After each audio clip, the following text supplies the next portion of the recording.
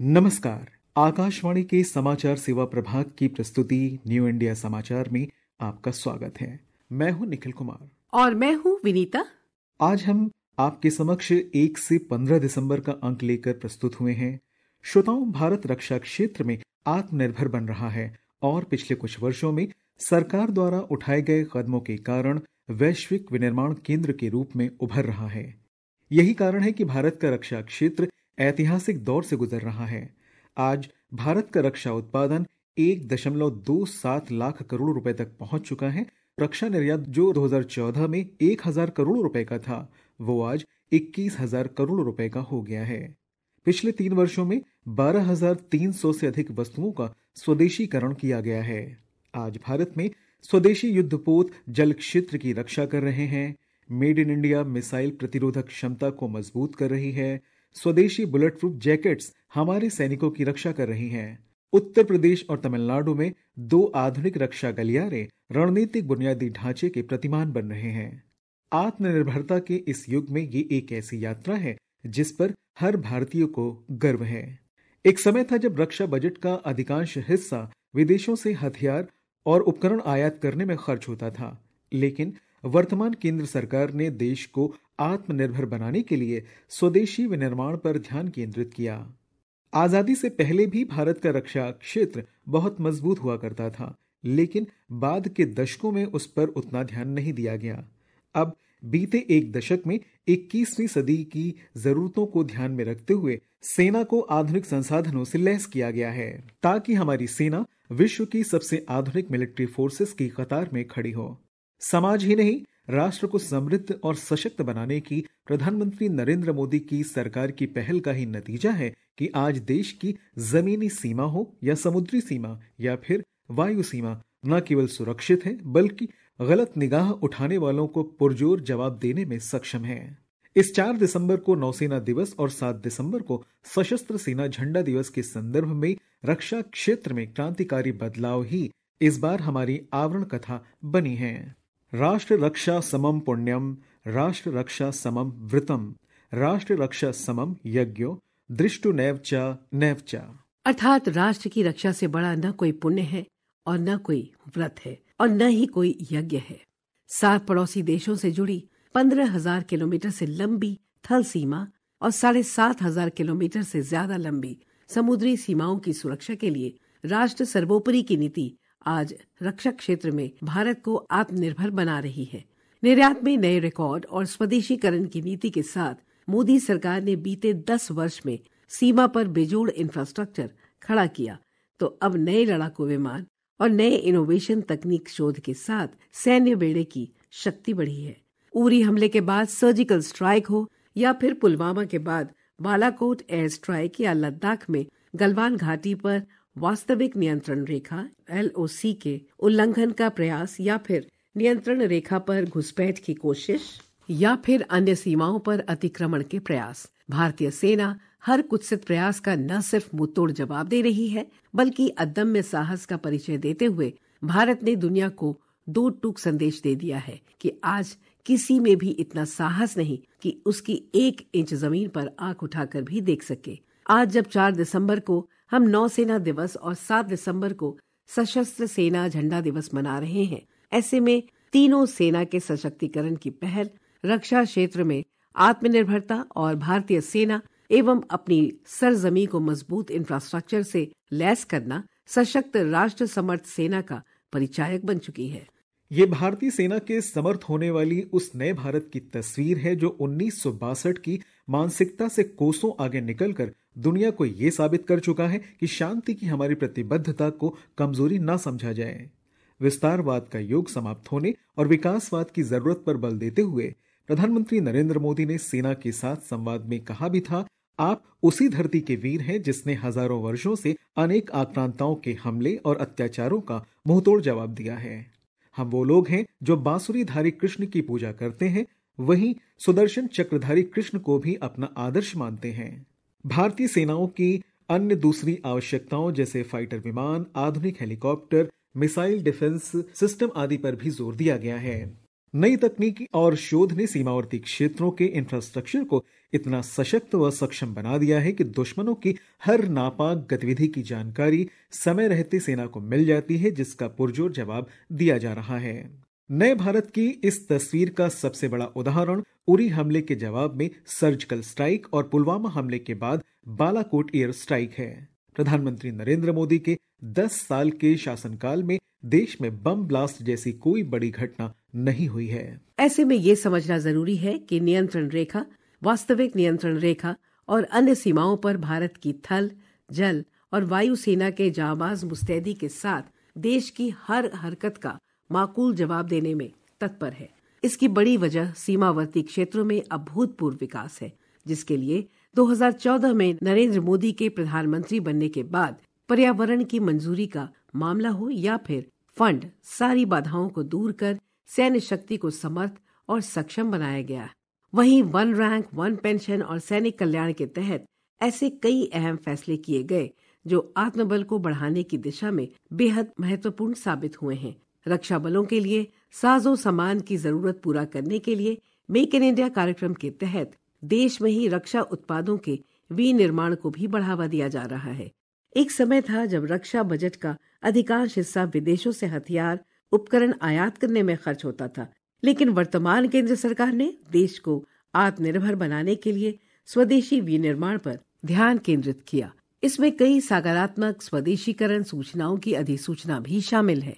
इसमें 5,600 से अधिक आइटम हैं, जिन्हें निर्धारित समय सीमा के बाद केवल भारतीय उद्योग से ही खरीदा जा रहा है। भारत, जो कभी रक्षा उपकरणों के आयात पर पूरी तरह निर्भर था, आज कई देशों को निर्यात कर रहा है। इसलिए प्रधानमंत्री नरेंद्र मोदी कहते हैं, बीते 10 वर्षों में हमने देश को रक्षा क्षेत्र में आत्मनिर्भर बनाने के लिए एक के बाद एक बड़े कदम उठाए हैं।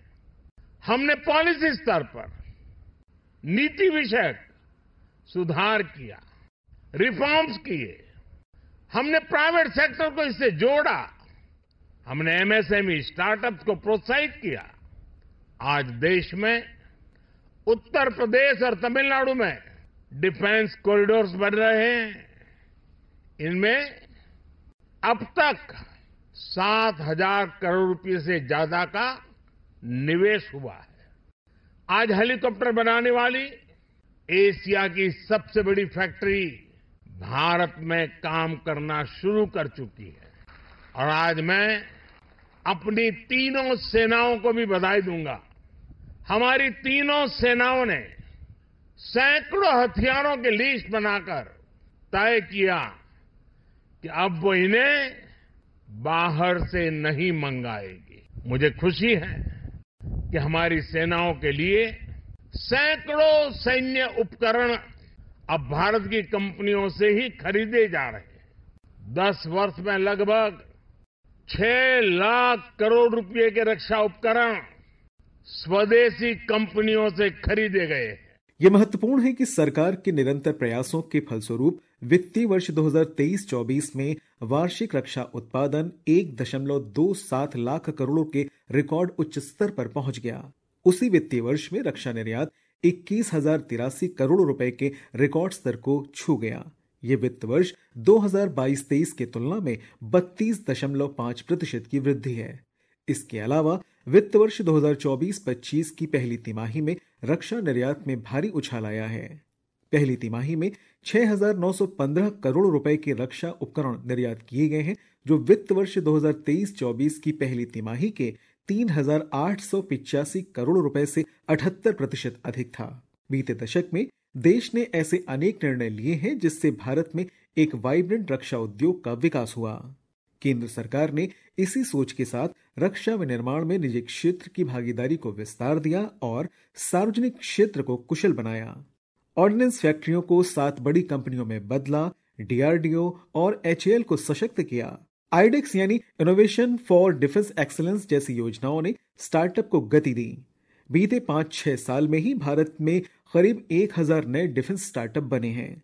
पिछले 10 वर्षों में भारत का डिफेंस एक्सपोर्ट 30 गुना बढ़ा है।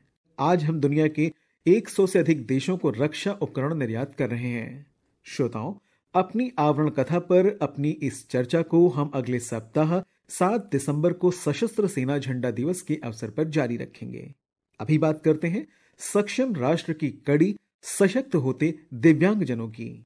लोका समस्ता सुखिनो भवन्तु, अर्थात विश्व में समाज का हर वर्ग, हर नागरिक, हर समाज सुखी हो। इसी सोच से वर्तमान केंद्रीय नेतृत्व में बीते एक दशक में हर वर्ग को कल्याणकारी योजनाओं से सशक्त किया है। कभी लाचार समझी जाने वाली करीब 3 करोड़ आबादी को प्रधानमंत्री नरेंद्र मोदी ने एक नए आह्वान से नए सिरे से परिभाषित किया गया और एक दशक पहले किया गया उनका आह्वान सामाजिक सोच में बदलाव का वाहक बना। 3 दिसंबर को सुगम्य भारत अभियान की 9वीं वर्षगांठ और अंतर्राष्ट्रीय दिव्यांगजन दिवस पर आइए जानते हैं दिव्यांगजन किस तरह सशक्त हो रहे हैं और सक्षम राष्ट्र की मजबूत कड़ी बन रहे हैं। अब विकलांग नहीं, दिव्यांग कहिए। बीते एक दशक में केंद्र सरकार की पहल ने दिव्यांगजनों को एक गरिमामयी जीवन जीने का वातावरण उपलब्ध कराया है, जो दिव्य शक्ति से लैस दिव्यांगजन भी हर क्षेत्र में अपना परचम लहरा रहे हैं। आज दिव्यांगजनों के लिए अवसर और सुगमता पर विशेष ध्यान दिया जा रहा है।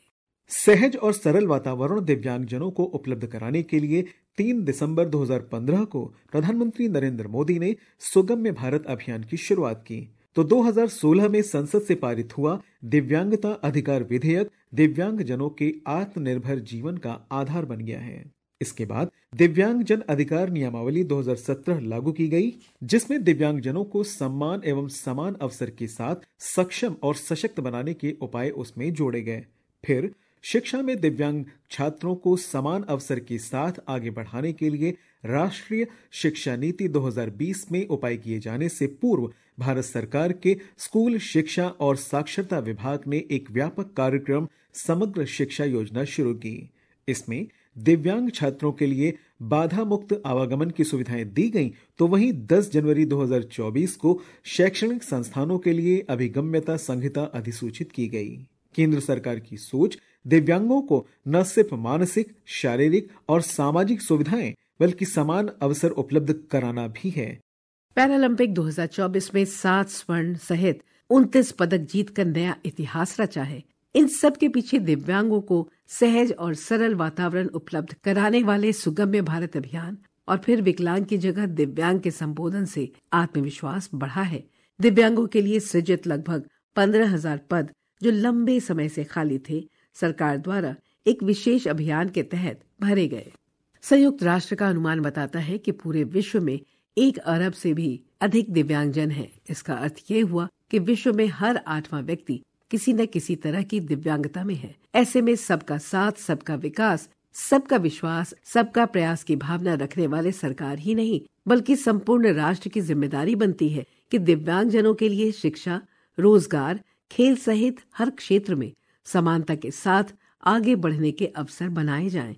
भारत में दिव्यांग व्यक्तियों के लिए सुगमता, नए अवसर, उनके प्रति राष्ट्र के भाव, बढ़ते अधिकार, बढ़ती क्षमता के साथ समर्पित विभाग और पहल की स्थापना समाज के अंदर समावेशिता, रचनात्मकता और आत्मनिर्भरता को बढ़ावा देने के लिए केंद्र सरकार की प्रतिबद्धता को दर्शाता है।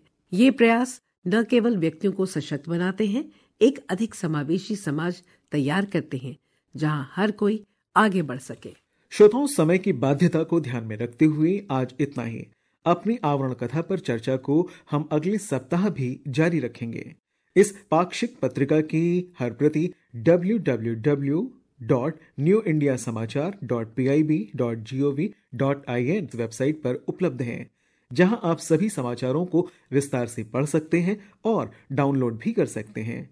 डिजिटल और प्रिंट में यह पत्रिका देश ही नहीं विदेशों में भी अपनी अलग पहचान बना चुकी है। इसका ट्विटर हैंडल NISPIB इंडिया है। इसके अलावा आप हमें response-nis@pib.gov.in पर ईमेल के जरिए अपना सुझाव भी भेज सकते हैं। तब तक के लिए धन्यवाद।